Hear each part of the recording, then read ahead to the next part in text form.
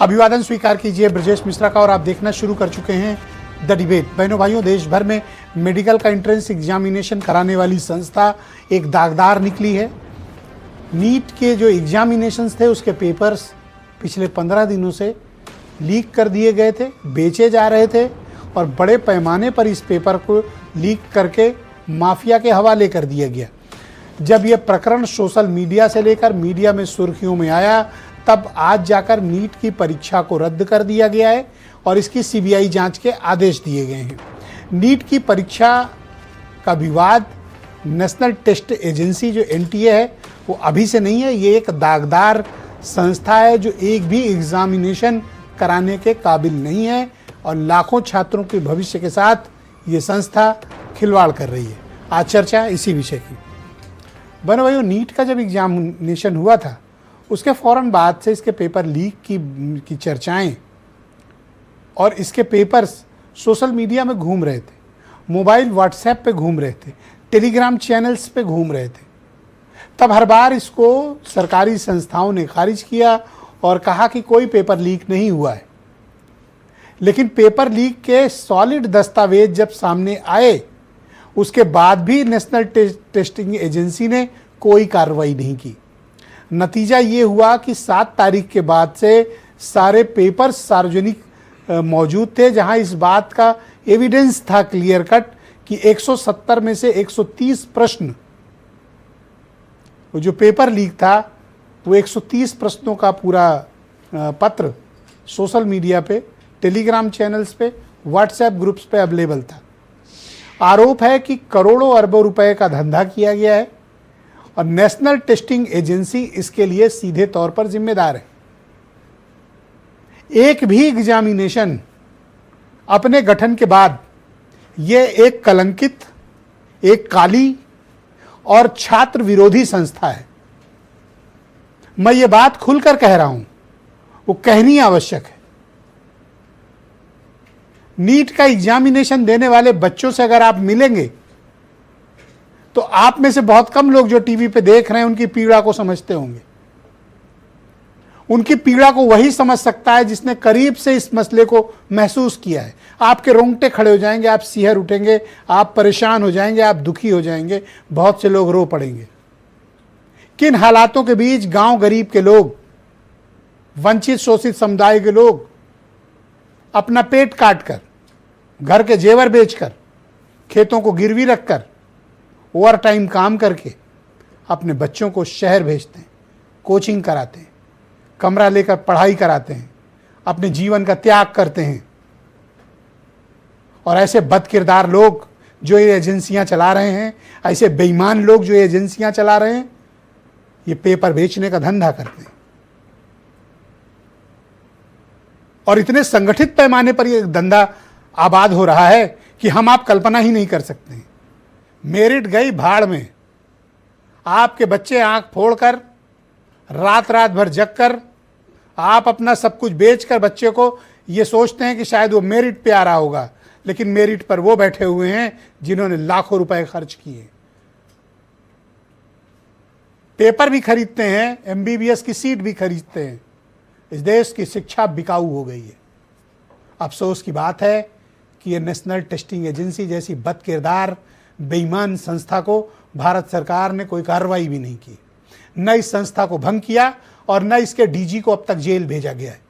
इसका पूर्व डीजी भी शानदार पोस्टिंग पर है और मौजूदा डीजी तो इतना ढीठ और बेशर्म है कि वो कह रहा है कि फिर से शुद्धता के साथ परीक्षा कराएगा।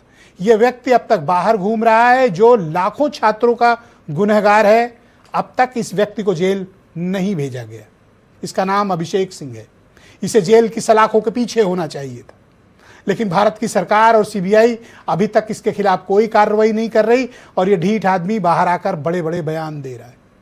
आखिर उन 28 लाख बच्चों का क्या कसूर है? उनकी क्या गलती है? उन्होंने किसका क्या नुकसान किया है?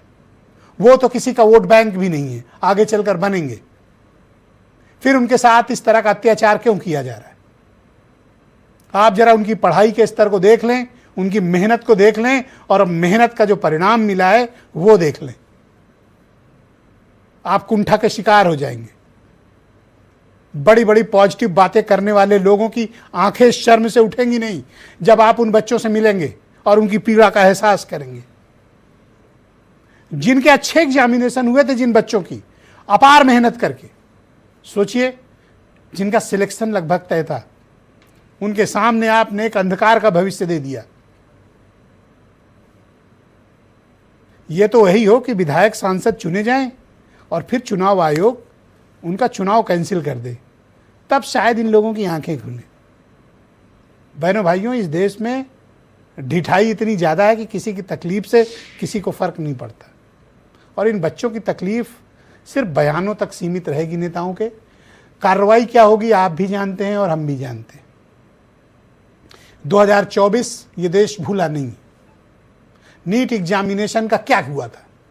पूरे देश भर में एमबीबीएस की सीटें लूट ली गई थी। जिनके पास पैसे थे, प्रभाव था, या जिनकी सिफारिशें थी, आपकी आंख के सामने एमबीबीएस की सीटें लूटी गई। और आज क्या हो रहा है? आज तो उन लाखों बच्चों के भविष्य को अंधकार में झोंक दिया गया।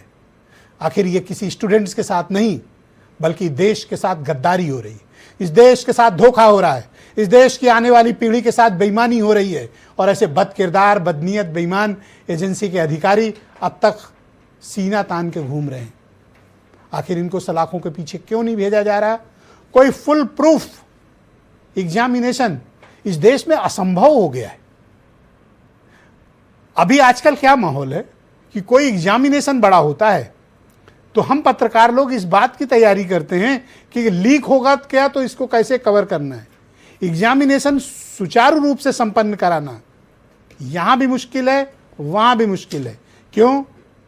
क्योंकि माफिया हावी है।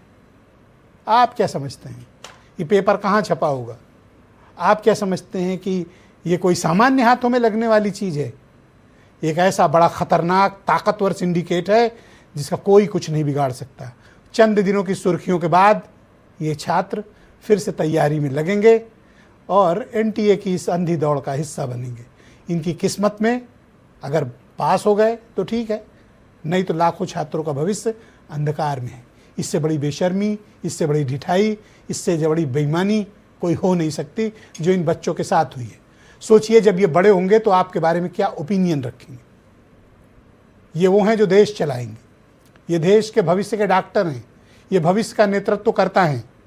इनके साथ जिंदगी के पहले कदम में बहुत बड़ी बेईमानी हुई है, धोखा हुआ है इनके साथ। आप कुछ स्टेटमेंट सुने, फिर आज की डिबेट। नीट के पेपर ही गड़बड़ा गया। जैसे हमारे देश की अर्थव्यवस्था गड़बड़ाई हुई है, वैसे ही इनकी हर परीक्षा की व्यवस्था गड़बड़ाई हुई है। परीक्षा जब भी होती है तब लड़खड़ा जाती है। जो ये कथन कहे गए हैं, ये कथन नहीं है, ये पतन होने जा रहा है इनका। और नीट का एग्जाम पहली बार नहीं लीक हुआ, 2024 में भी नीट का एग्जाम लीक हुआ था। अभी जो मामला सामने आया है, इसमें करीब करीब 135 सवाल लीक हो चुके थे। 180 में से 135 सवाल जो 3 मई की परीक्षा हुई उसमें लीक हो चुके थे। तो कौन सा एग्जाम हुआ? कौन से लोग इसमें शामिल हैं?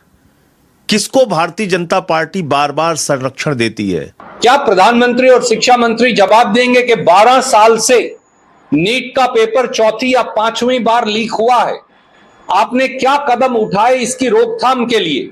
और अगर शिक्षा मंत्री नीट के पेपर की लीकेज को रोक नहीं सकते तो एक दिन भी उनको अपने पद पर बने रहने का अधिकार क्या है? ये अंदर का हो या बाहर का हो, सीबीआई से हमारी यही दरखास्त है कि जो भी हो उसको पकड़ के उसको सजा दिलाई जाए, ताकि ये जो समस्या है ये जड़ से खत्म हो पाए।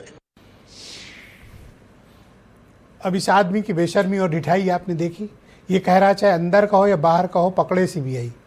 जिसको खुद जेल के पीछे होना चाहिए, जो इस व्यवस्था की, इस कुव्यवस्था का जिम्मेदार है, जिसने पेपर लीक का जो जिम्मेदार है, और जो 9 दिन से पेपर लीक के इस मामले को दबाए, उसके ऊपर चढ़कर बैठा था, छिपा रहा था, वो बेशर्मी से कह रहा है कि सीबीआई का काम है, करेगी, पकड़ेगी।